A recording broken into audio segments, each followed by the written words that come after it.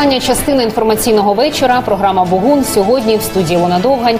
Як ми обіцяли, в цій частині ми будемо говорити про історичні аспекти і про нинішній державний концепт вшановування пам'яті 9 травня. Чому 8-го, чому не 9-го, чому недоречно говорити з праздничком 9 травня? Про все це зараз поговоримо з нашим гостем Володимир В'ятрович, голова Інституту національної пам'яті. Добрий вечір. Добрий вечір. Да, дякую, що прийшли. Звичайно, що почнемо з тих подій, які відбувалися в Україні 9 числа. Давайте зразу пояснимо, чому зроблений акцент. Він, в принципі, зроблений вже 2 роки тому, але тим не менш, в зв'язку з тими подіями, які відбувалися в Дніпрі, в Мелітополі, в Миколаєві і в Києві з цим полком теж, чому от ще досі люди не можуть зрозуміти, чому не можна святкувати, наскільки це недоречно, чи це дійсно є праздник, і чому поміняли такий акцент вшановування пам'яті? Ну, насправді ми лише міняємо ці акценти, тому що ті події, які сталися буквально 2 дні тому, показали, що ми ще не зробили цього важливого, як на мене, рішучого кроку, переходу вже все-таки головних заходів на 8 травня. Чому це важливо? Тому що мова йде не тільки про зміщення дати. До речі, історично достовірною все-таки датою є 8 травня, коли було підписано акт капітуляції і фактично запланував мир у Європі. Очевидно, просто, що 9 це якось травня... було в кінці доби, так? І тому за московським часом, вони так пояснюють. Це досить дивна апеляція, адже підписували в Берліні, а не в Москві. Відповідно, до чого тут московський час, досить дивно до цього апелювати. Насправді, це було зроблено свідомо радянською пропагандою для того, щоб підкреслити свою виключну роль в перемозі над нацизмом. Тобто Європа і західні союзники хай собі відзначають 8 травня, це їхній внесок, а насправді справжня перемога 9 травня. І треба розуміти, що це 9 травня, до речі, як свято, з'явилося не відразу після Другої світової війни, з'явилося через 20 років після Другої світової війни, що в 65-му році воно стало святковим і державним днем. Це був робочий день, абсолютно. І, власне, з цього часу, по суті, це 9 травня, і Друга світова війна, представлена як Велика Вітчизняна війна, стала, напевно, таким ключовим міфом, на базі якого мали будувати єдиний радянський народ.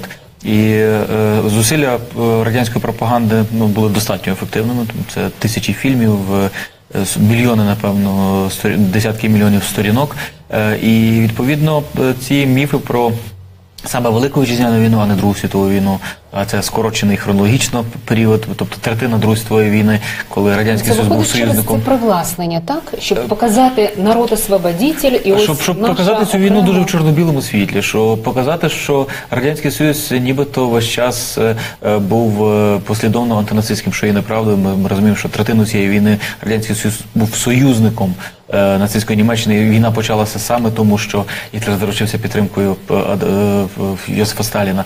Відповідно, всі ці речі, всі ці міфи навіть пережили Радянський Союз, а потім, з початку 2000-х, сучасна вже російська влада на чолі з Путіним підхопила ці міфи, стереотипи і почала робити з них інструмент для відновлення свого імперського впливу на пострадянському просторі. І ми бачимо, що зараз справді це, напевно, одна з ключових скреп, яка досі тримає Україну в орбіті впливу Росії. Через це наша пропозиція полягала в тому, щоб поруч з 9 травня, яке залишиться як День пам'яті, День перемоги над нацизмом, яке залишиться в першу чергу важливим для самих учасників цієї війни, яких, на жаль, залишилося вже не так багато. Ми говоримо про необхідність запровадження 8 травня як День пам'яті і примирення. Це інша дата, це інший формат, це формат, який не передбачає якихось помпезних святкувань, чи тим паче якихось військових парадів. Весь світ саме в цей день? Весь світ саме в цей день відзначає, весь світ саме в такому форматі відзначає. Весь світ про війну говорить як про пам'ять про те, що не повинно ніколи повторитися, на відміну від Росії, яка говорить навпаки про те, що можемо повторити.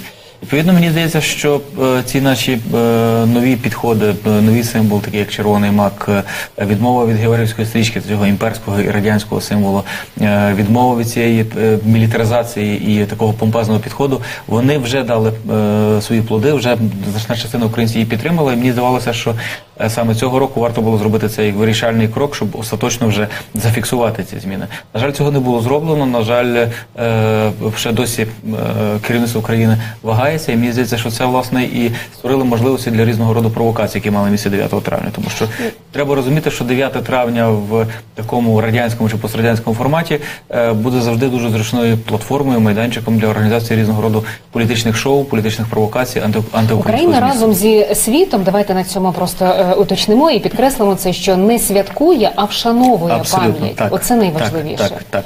І, по суті, перемогли, але перемогли чому? Тому що, просто кажуть і ті ж історики, що просто завалили тілами, і просто той же Радянський Союз використовував дуже просто людей для Друга того, світова щоб... війна для України – це від 8 до 10 мільйонів вбитих людей.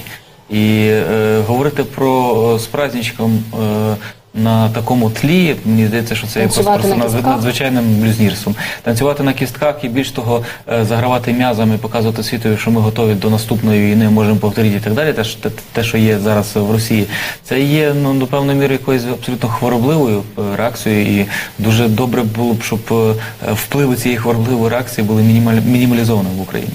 І бачите, просто ідеш постійно привласнення, що це завдяки Радянському Союзу, це завдяки народу-освободителю, це завдяки російському народу. В цій війні, зокрема і українці, перемогли не завдяки, а всупереч Сталіну. І те, що робилося Сталіном, так як він вів цю війну, саме завдяки цьому стали можливими такі страшні втрати, стали можливими такі страшні руйнування, зокрема на території України. Треба розуміти, що територія України стала, по суті, одним з головних епіцентрів цієї війни. І через це такі величезні втрати від 8 до 10 мільйонів, через це такі величезні втрати знищених населених пунктів, десь понад 700 населених пунктів було повністю знищено. І, тобто, ми, як і весь світ, маємо пам'ятати цю війну як щось, що ніколи не повинно повторитися. Чи можлива була б перемога над нацизмом, якби, наприклад, не допомога Британії, Сполучених Штатів, ці антигітлерівської коаліції? Ні, власне, суть нашої пропозиції, між іншим, відзначення перемоги над нацизмом полягає в концепції інклюзивності, коли ми намагаємося говорити про те, що перемога над нацизмом стала можливою якраз завдяки об'єднаним зусиллям різних націй. І, зокрема, ми намагаємося підкреслювати, і виставка, яка зараз є на Майдані Незалежності, говорить про українців, які воювали в 7 арміях проти нацизму. Мова йде про Червону армію, звичайно, де найбільше українців воювало понад 6 мільйонів. Мова йде про американську армію, британську армію, канадську армію, і мова йде про українську повстанську армію. І, між іншим, ми спеціально цього року, так як цього року відзначаємо 75-ї річницю створення Української повстанської армії, підготували окрему виставку, яка називається «УПА від нескореного народу», де йдеться якраз про антинацистський спротив, антинацистську боротьбу УПА. Тому що саме ця сторінка залишається з одного боку найменш вивченою, з другого боку найбільш обріханою, чи то радянською, чи то сучасною російською пропагандою, яка представляє Українську повстанську армію як колаборантів. Володимире, але дивіться, тим не менш, про це вже не перший рік говорять, так? Можливо, недостатньо якоїсь просвітницької роботи, інформаційної роботи, чи воно не приживається, тому що... А я не згоджу, що воно не приживається. Я переконаний, що воно приживається. Я думаю, що ті зміни, які відбулися за останні 3 роки в переосмисленні Другої світової війни, вони фундаментальні. Я зараз про безсмертний полк, про те, що відбувалося 9 травня. Чому прийшло так багато ветеранів, людей похилого віку? Вони дійсно це все підтримують? Десь грали на якихось інтересах, чи їм платили гроші, чи що? Я думаю, всі ті названі вами чинники зіграли свою роль. Звичайно, що це були люди, які ідейно це підтримували. Ідейно підтримували взагалі якісь акції вшанування саме 9 травня, частина з них ідейно підтримували якусь радянську чи прорадянську ідеологію. Частина з них прийшла, звичайно, за гроші, і ми були свідками якихось незрозумілих тітушок, які брали участь в такого роду речах. І, власне, вся ця суміш дає можливість для різного роду таких політичних шоу, які, на жаль, перетворюються 9 травня. І мені здається, що те, що ми мали цього року, те, що ми мали минулого року, це от разюча різниця і разючий контраст між 8 травня, яке справді стало днем пам'яті і примирення, коли згадують всіх загиблих. Молитва. Так, тихо, спокійно згадують всіх, які воювали в цій війні, живих і мертвих. І 9 травня галас, червоні прапори і біки. Як на мене, це є найкращий аргумент щодо того, щоб підтримати ту нашу пропозицію щодо перенесення державних заходів і вихідного дня саме на 8 травня. Просто, наприклад, там як один такий штрих, я бачила на одному з каналів, який транслював цю ходу. 2 бабусі були, мабуть, може років за 90, настільки вони вже там ледве-ледве ходили, тим не менш вони тримали великий портрет Жукова, весь в квітах. Вони і досі, очевидно, вважають, що Жуков – це той, хто приніс перемогу. і не знають, очевидно, тих...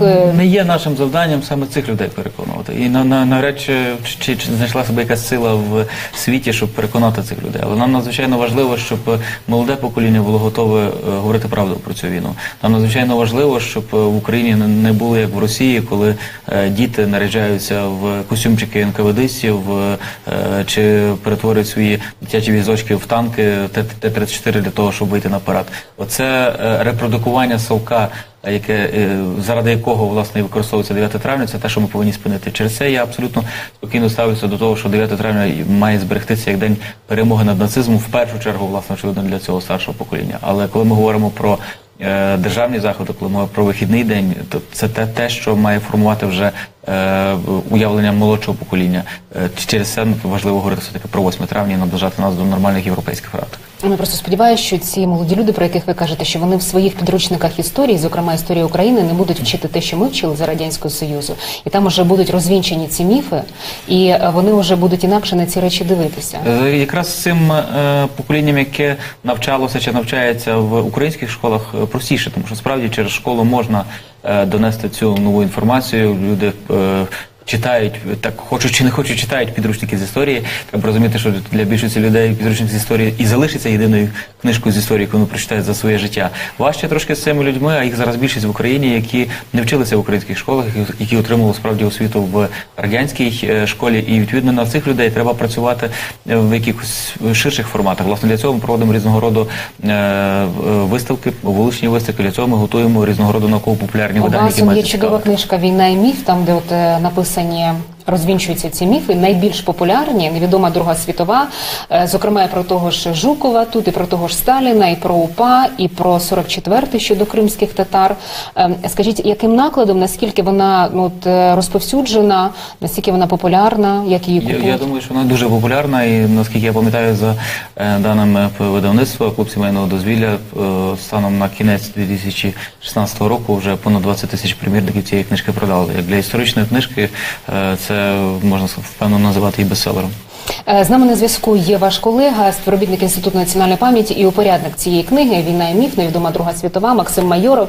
Якщо ми можемо його побачити. Максиме, добрий вечір. Добрий вечір. Чуєте нас? Так. Максиме, скажіть, будь ласка, за яким принципом ви обирали міфи в цю книжку і які саме сюди ввійшли найбільш такі відомі і популярні? Над цією книгою працював дуже великий колектив авторів. Власне, все це були ці... Не чути? Так, кажіть. Щось фонить.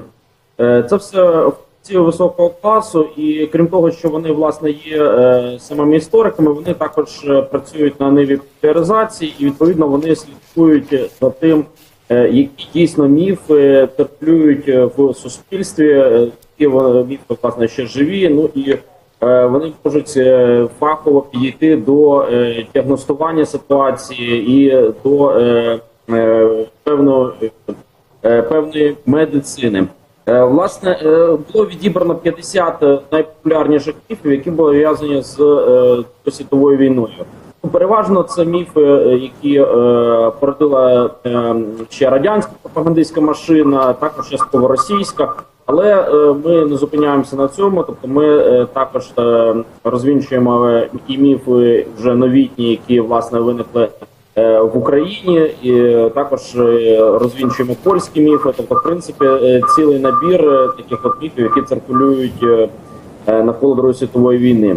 Ну, можна назвати кілька таких от базових речей, ну, наприклад, там з приводу початку війни, тобто дуже таким усталеним досі уявленням про Другу світову війну є те, що, власне, вона почалася чомусь в 41-му році. Ми пам'ятаємо, власне, той ефір, на якому там Царьов не міг, власне, відповісти, коли почалася Друга світова війна. Ну і, на жаль, це в радянській школі, 22 червня було. 41-го року, як вчили, і що це було головне, Велика Вітчизняна, 22 червня, оце наші основні свята. І 9 травня. Можемо поставити не лише Царьову, але й значній частині суспільства. Ну і, власне, в цій книзі пояснюється не тільки, чому Друга світова війна почалася в 39-му році, 1 вересня, а також і розповідається, що вона і для самої України почалася саме в цей час, і українці, вони були першими учасниками серед перших учасників Другої світової війни. Що стосується Криму, теж багато міфів є навколо, власне, Другої світової війни. Зокрема, той, який всім вкладався в голови стосовно народу зраднику, і цим пояснювали 44-й рік. Так. Тобто аж кілька міфів, вони присвячені спростуванню, власне, таким недостовірним і облудним тезам, які стосуються кримських татар. От, зокрема, такі міфи, там, як кримсько-татарський народ зрадник, або там, що депортація була порятунком кримських татар, або там про тотальне дезертирство кримських татар з Червоної армії і їхню тотальну, власне, таку службу на боці Німеччини.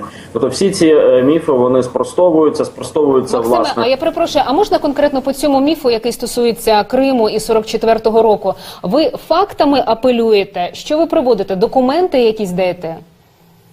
Ну, знову таки, по 44-му міфу у нас тобто по 44-му року у нас аж кілька розбирається таких ситуацій.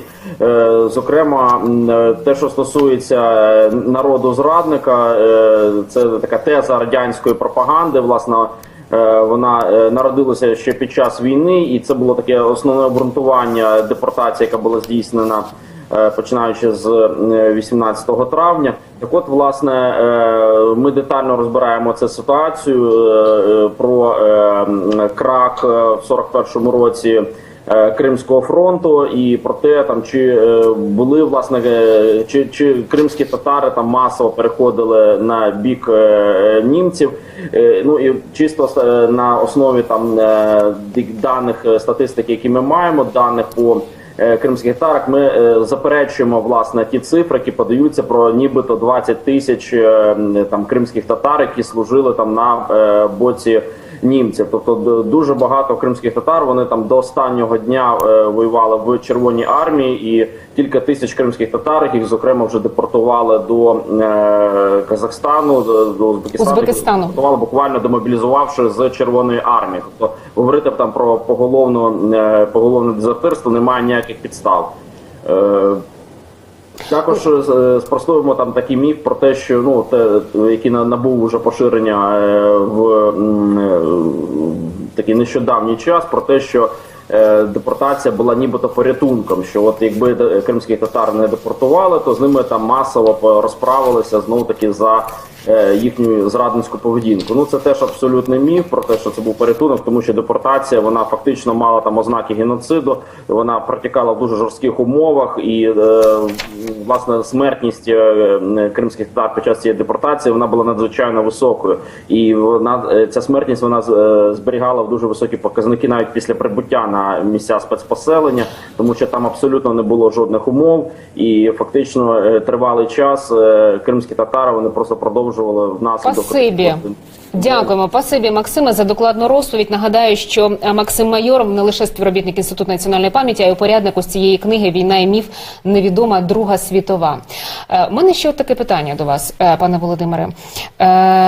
Я вже згадала про один з каналів, який транслював цю ходу безсмертного полка. Мене просто вразило, що в цей день, коли на всіх каналах і перед цим 8 числа були маки, ну як приєднання до цього вшанування, 9 травня там була зірка. І мені навіть здалося, що з серпом і молотом, можливо, просто якось так здалося.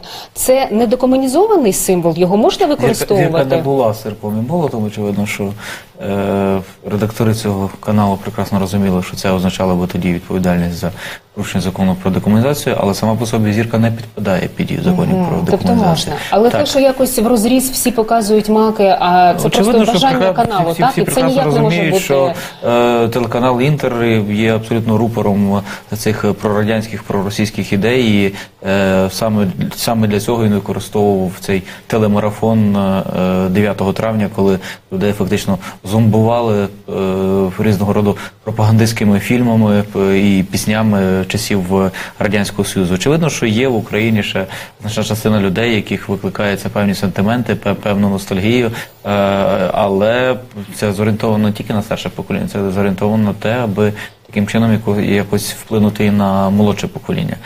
Через це мені здається, що з українського боку мали би бути якісь більш рішучі кроки щодо впливу на такого роду українського боку телеканали. це ви маєте- З боку навіть української влади, тому що ми прекрасно розуміємо, що те, що відбувається, те, що безпосередньо робив цей канал в ці дні, це, по суті, ширення абсолютно російської пропаганди в час, коли Україна в війні з Російською Федерацією. Тобто це робота абсолютно ворожа для України як держави. Але ж ви розумієте, як це кажуть, те, що не заборонено, то дозволено. Якщо ви кажете, зірку можна, те, що вони показували, ну це громадянська акція, яка відбувалася в Києві. Її ж не заборонили, то її можна тоді показувати. То хто їх тоді може покарати і за що? Мені здається, що навіть ті закони з декомунізації, які ухвалили, закон про засудження комуністичного націонал-соціалістичного тоталітарного режиму, в принципі, давали достатньо інструментів для того, щоб стримати різного роду такі антиукраїнські вияви в цей день.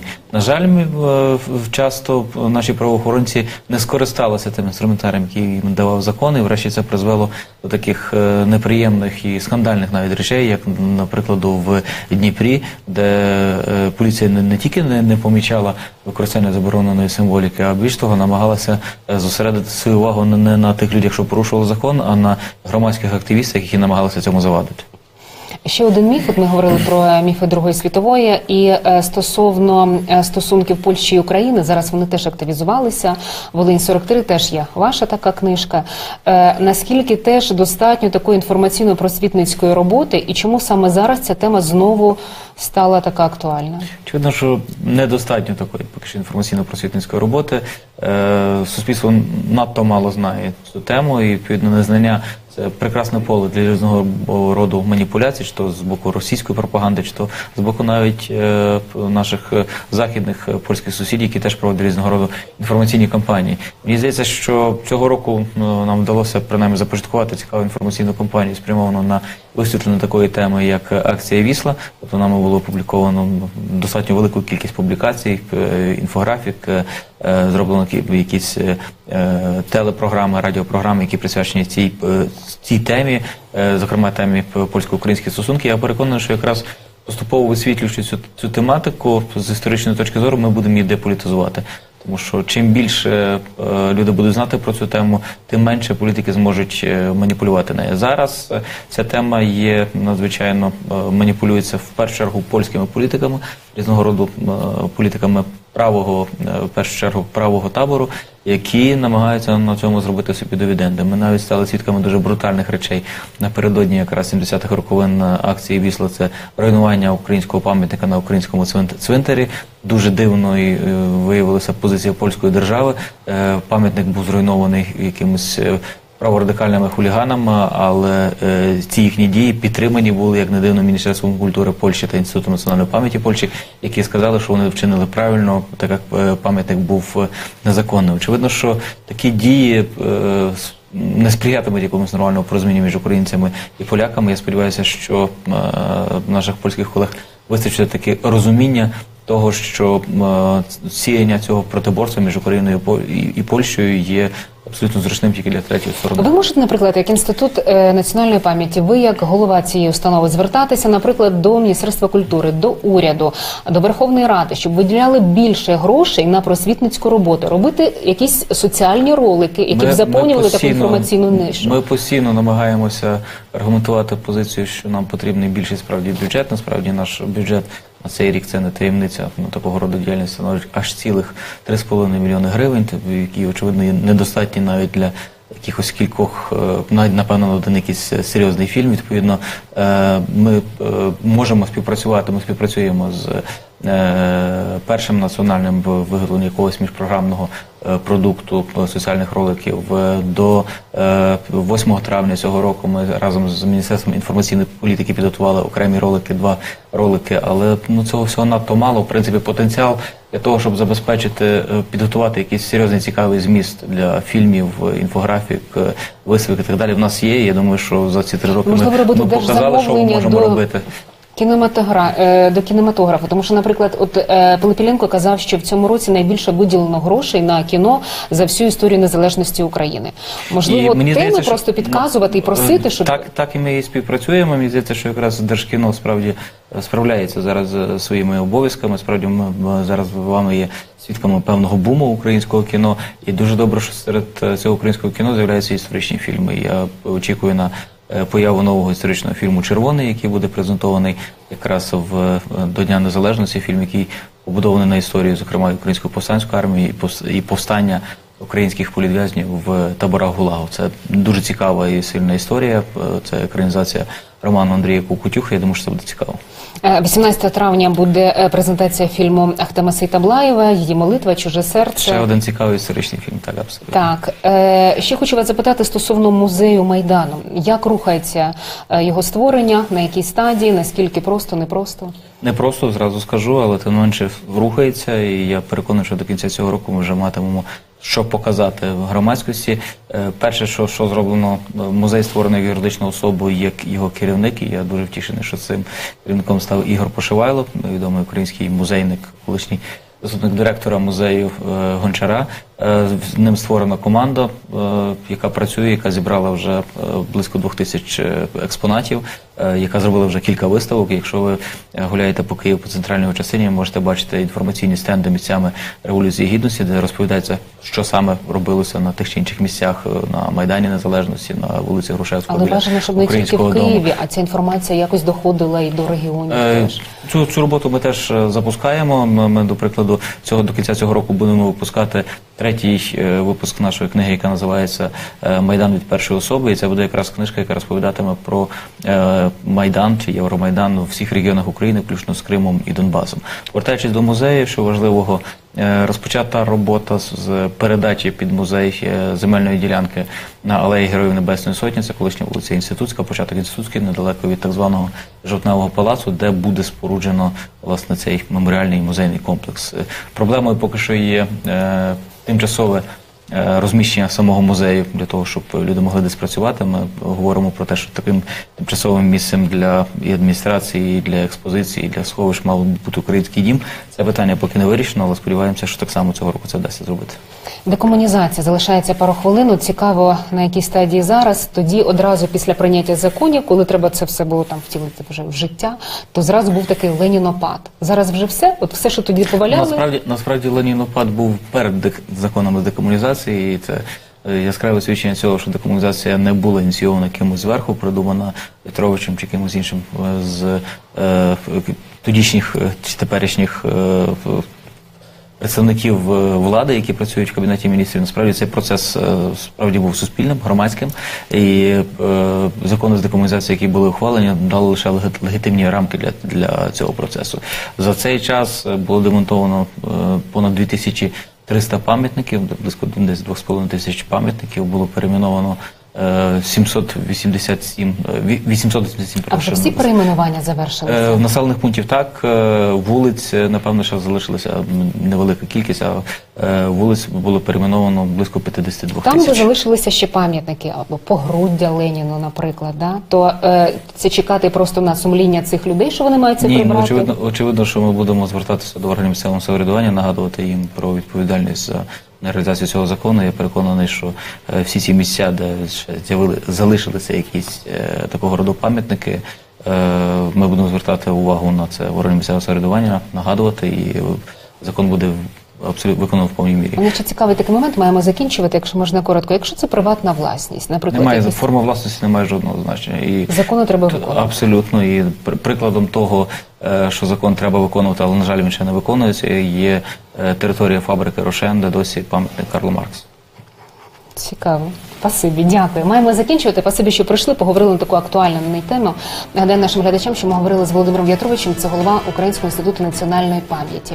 Дякую, що ви були з нами. Це інформаційний вечір. Завтра зустрічайте в цій студії моїх колег Христину Бондаренко і Сергія Щербину. Спасибі, що були з АТР.